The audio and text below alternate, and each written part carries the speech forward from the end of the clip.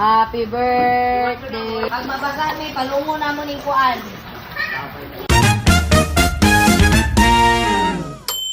Hello mga ka-aryat.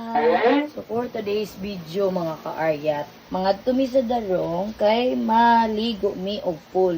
Makita na sa atong viewers ang atong pool. No, tong last nilang kita katong birthday ni mamay no. Karon birthday na po ni Papa adto ta didto ah. Oo. Tara, let's go. No, we're going now. Sorry. Are you ready to go? We're here now, guys. Ano sa darong? Dulong sa darong. Sa tigito. Ano siya? Te! Tara! Birthday ta! Oh! Apas na! Kamu lang makusog mo ito sa iyo, ada ba't dari mo ni siya ang mong area. Baba na mo.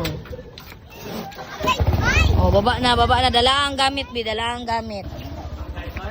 Happy birthday. Happy birthday to you.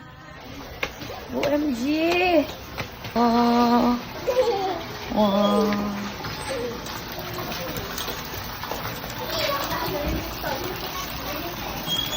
Ano saan mo nagilimpyuhan pa?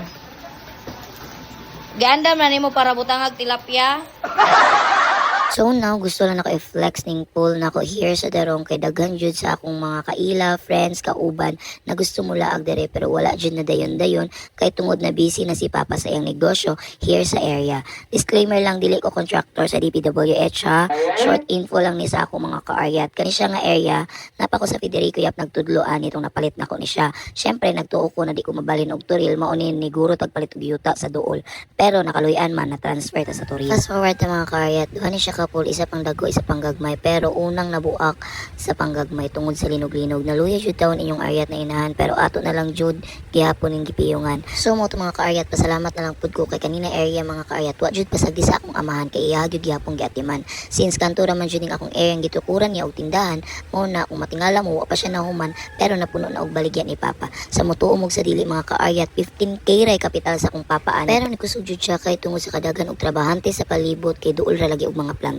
Mo to nakahuna-una noon ko mga kaaryat, wa na tagad ang akong pool kay mas kusog iyang tindahan. Pero bitaw mga kaaryat, gusto lang nako i-share sa inyo ang mga investment na to gamay sa life. Bahala gamay na lang atong sweldo basta kay natay nakita sa ato ang kwarta. Mas maayo man ang nakita nato sa padulong atong kwarta kaysa matingala na lang tanan na hurot ra na wala